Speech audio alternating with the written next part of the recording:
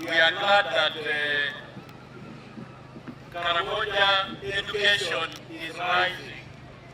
It's getting to a point where it will be unstoppable. And we are glad that we are assembled here today, one, to engage the community, together to join the community and government, together with the church, to thank God for a moment like this. And that's why we are here, to get a buy-in, to express our support for this university project, and pray to God Almighty, who has already ordained that this university is set up here on the soil of Lost Land. But the story about this university began 80 years ago. It's not just beginning now. This is a story of education in Karamoja for the last 8 decades. It has been a story of a struggle of a people. It was a story of people who misunderstood the form of education. It was about the story of a people who resisted the use of education, the use of the pen, to oppress them, to confiscate their livestock, to take their sons forcefully into the army to go and fight for the British government. So, in 1910, the colonial government started making military incursions into Karamoja, even before that. And the first history commissioner was sent to Moroto in 1910. The first history commissioner to govern this country, this part of Uganda. Now, at that time, the colonial agents, some people were appointed to be chiefs. There was a story of a chief called Wagong in Mazeniko, Nadunget in Moroto, who became unpopular for implementing draconian policies of collective punishment, blood money. If somebody was to pay, even you did not go, your accounts will be confiscated. And therefore you suffer to pay the other community, even when you did not participate in the other community. Therefore, he was accused for conscripting young people of Mazeniko to go to fight in the First World War. And therefore, there was a big uproar in Mazeniko. And the community decided to send Ameto, a team of young people, to go and arrest this chief and bring him to the elders so that they can be asked why he is conspiring with the colonial government to oppress their people.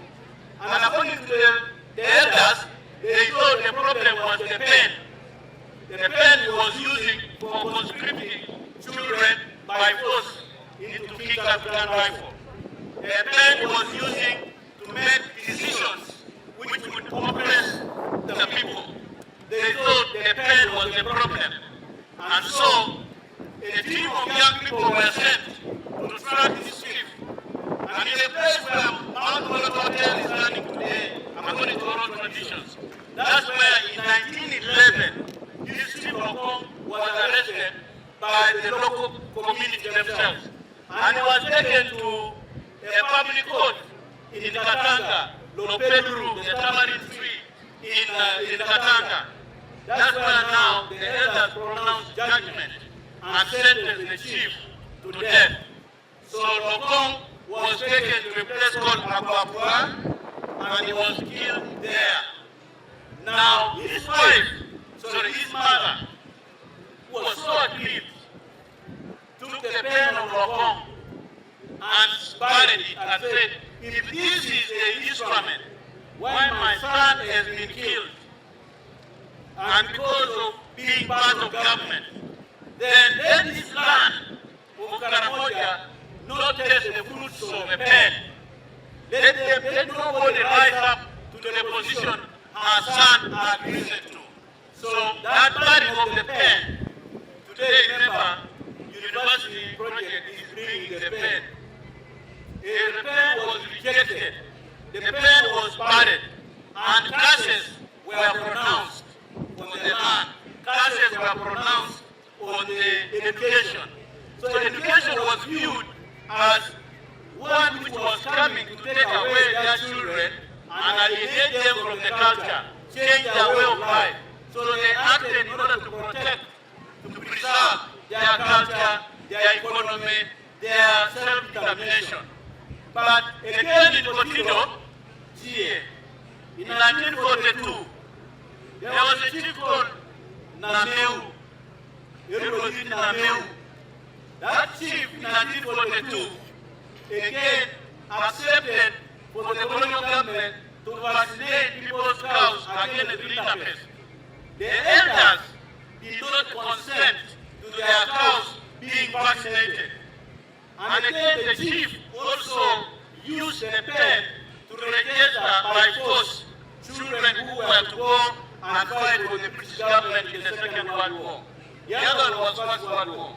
In the area, it was about Second World War.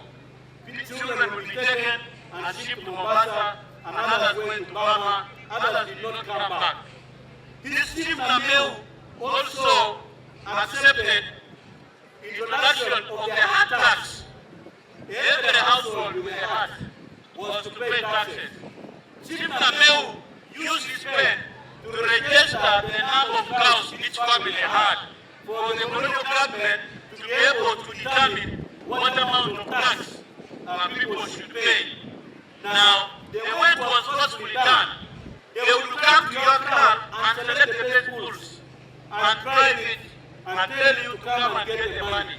The government is the one who selects the best, the one who determines the price, the one also which can arrest you and imprison you if you do not consent. So these cows were taken to Namalu where there was a meat packers. And if you read the colonial records, you will find that in Namalu, a place called Kagata, there was a meat canning factory which was taking all these livestock confiscated from people, turning it into beef, to feed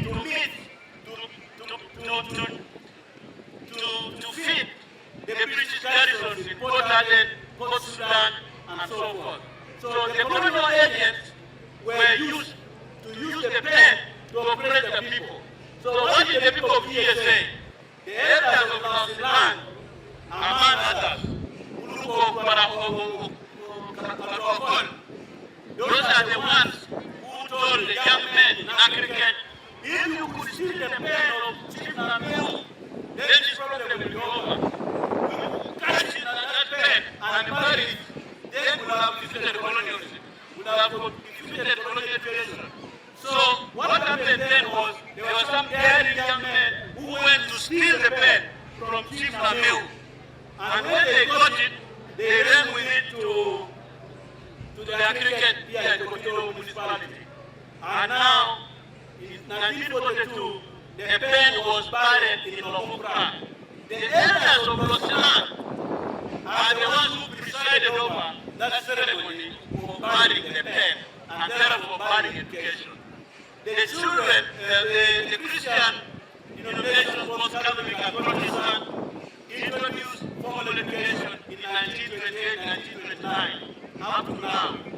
Imagine from 28 or 29, 1928, to 2025 is when the university is finally being located in the very soil where the pen was rejected.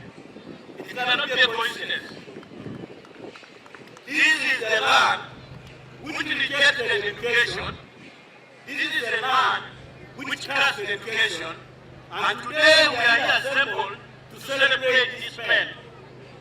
So people of Kapatu Project, National Council for Education, Ministry of Education, the government of Uganda, the entire Catholic Church and the clergy of the Anglican joined together with the community here. You can see how popular this idea is. But what was the turning point? The turning point was in 1995. Chief Guest, I was appointed to be a Minister of State for Karamoja, coming from education in 1994 November. I was brought to become the Minister of State for Karamoja.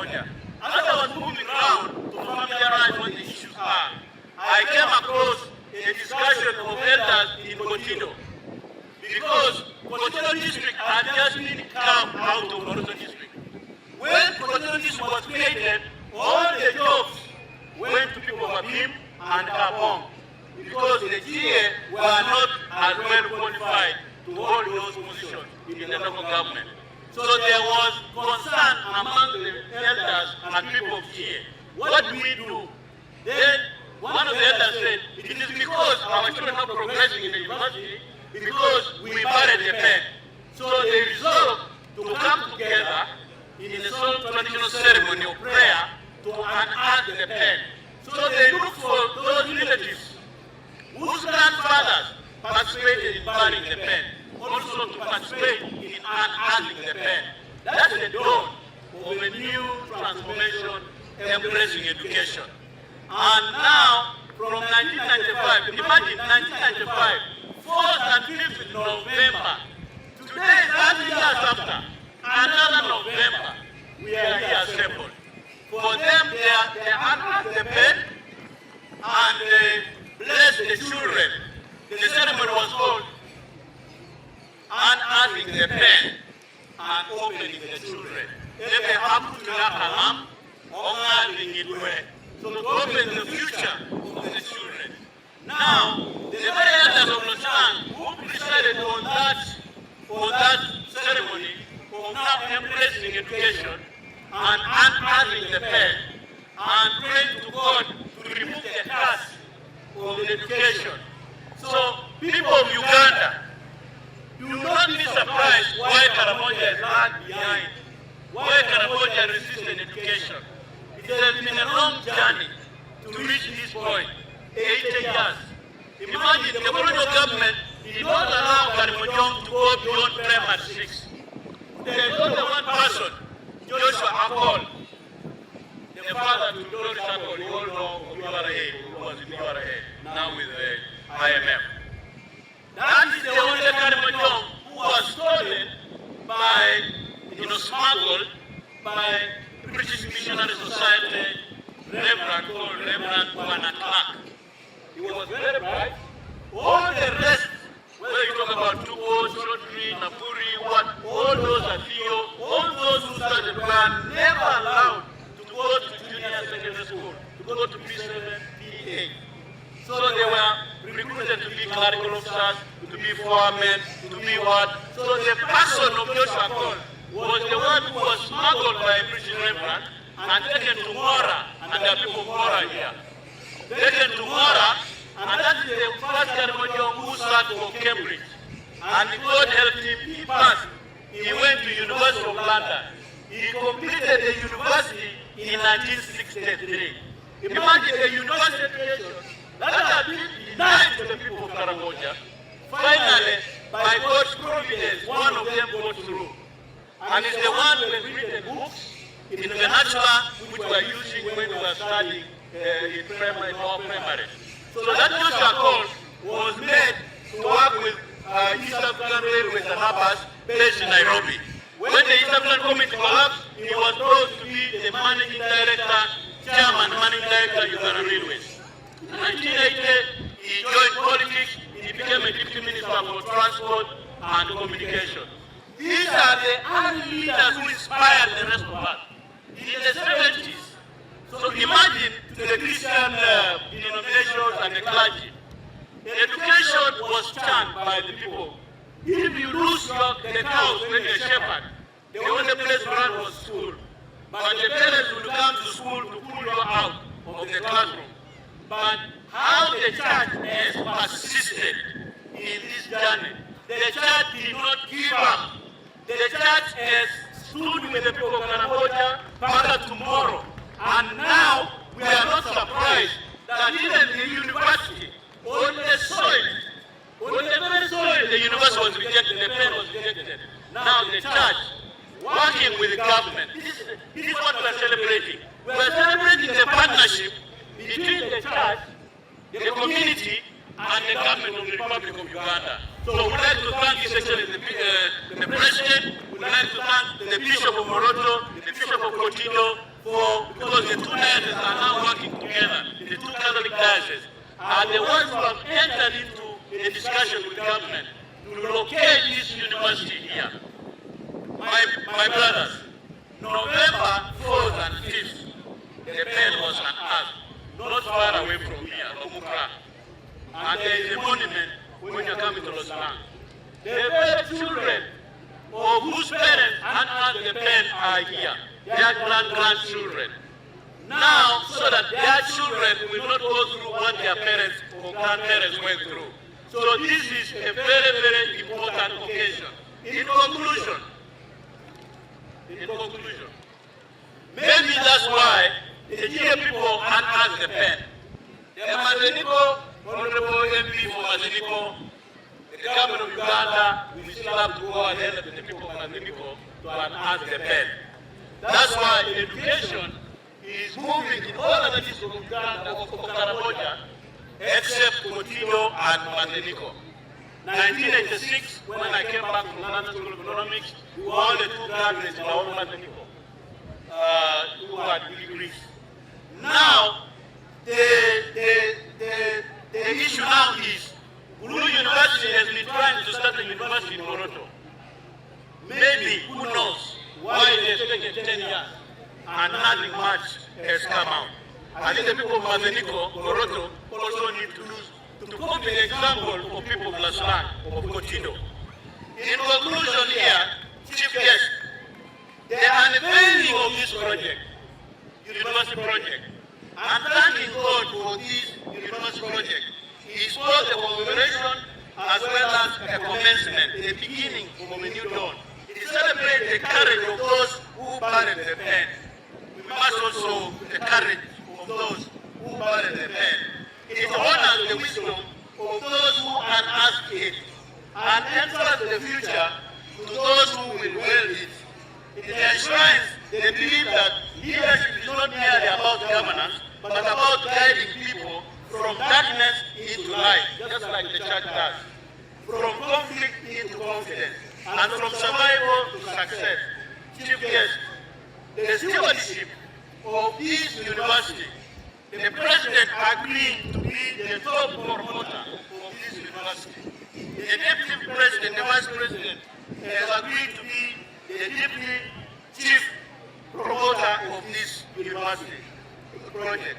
And that's why, when everything has been done, and all the paperwork has been finalized, the installation of the founding chancellor as President Yoweri Kaguta Museveni and the Vice President as the Deputy Founding Chancellor will surely take place. Today is just an engagement with the community. Together in unison, we pray to God, and also we thank the university, and let the university project be unveiled. It's not me in offices only. The public needs to see what is coming on this sacred soil of Roswang. Chief Guest, the sun is going to set today. The sun at sunset. But it will set heralding a new Karamoja. A new Karamoja that is embracing education. A Karamoja that now is rising. It is unstoppable. We thank the President for appointing one of our daughters as a principal judge. This is the first time a daughter or a son or a daughter, a child of Karamoja is now number 3 in the Ministry of Justice, in the judiciary, the third branch of government. That is Justice Apodo. You see now the pen. In 2023, we took stock how many had gotten degrees. We found we had 45 medical doctors. Imagine 1923. Since Adam left Eden, actually since he left Karamoja, because he walked in Eden like Karamoja, I think Eden was here, I think. So since the world was made, how can you have only 45 medical doctors? Only 24 people with low degrees. Imagine I'm one of those 24, they have increased now in the last years. One of those is the principal judge. Imagine, people think Karamoja are bright. My friend, those of us who came to school are the ones who could not keep house. the crowds get lost and you run there. Supposing the best of Karimojong came to school, those who are retained in the ground in the villages, what would have happened? Because they are just seeing us, a few who escaped. But supposing the very best who are returned. So the land remembers. This is the message I get. If one ever the land never forgets. The same soil that once received the pen in rejection now yields it back in redemption. The circle is unbroken. The pen won the colonial instrument of coercion and subjugation has become a national instrument for socio-economic empowerment. From the ashes of mistrust, a new covenant has risen. One built not on conquest, but on cooperation. Not on fear, but on faith. The university project that stands as the ultimate reconciliation of Uganda's past and the future. A living monument. This university is a living monument to cultural dignity, political foresight, and spiritual and economic renewal. So, generations transform. Through Kapatu, the children of Karamoja are no longer defined by the image of fear and stereotype of backwardness. They will now carry tablets instead of rifles. They will now, instead of fear, dreams instead of despair. They are the custodians of the pen, the inheritors of both tradition and transformation. Already a generation of educated sons and daughters of Karamoja represented here by the rising group of Karamoja professionals. Dr. Robert Limlim is the chairperson, the patron of the Karamoja Professionals Association. I think you should come now. Now, let me give the last message. Kabatu project is now in the 10-year Karamoja Development Plan. Is there, which has been approved by Parliament. There is a flagship project which is supposed to happen in the first 18 months when the NDP4 is implemented. Now, it's also in NDP4. Now, if you think Kabatu University project is a Ministry of Education institution, no, it is more than that. It is connecting the frontier in a desert. It is a frontier in a community where people, where nomads are still holding guns. In South Sudan, in South Ethiopia, in northwestern Kenya, and so it is a transformative institution. It is also an instrument for peace building. It is also an instrument for regional diplomacy. That's why you see ambassadors here, you see representatives from all those countries here. So, Chief Guest, like I said, the sun is setting in Los Angeles. It will do so upon a different Karamoja, the Karamoja that has chosen the pen over the gun, the classroom over the crowd, and the future over fear. The establishment of this university project is a triumph of knowledge over ignorance, of vision over vengeance, of faith over fatalism. It teaches the enduring truth of the nation and measured in the power of its weapons, not by the wisdom of its people. And what does it mean? The pen has truly come back home. This is my parting shot. Today, the story that began in pain ends in purpose. The Karamojong, once written off as illiterate and resistant, now write their own history as you are listening.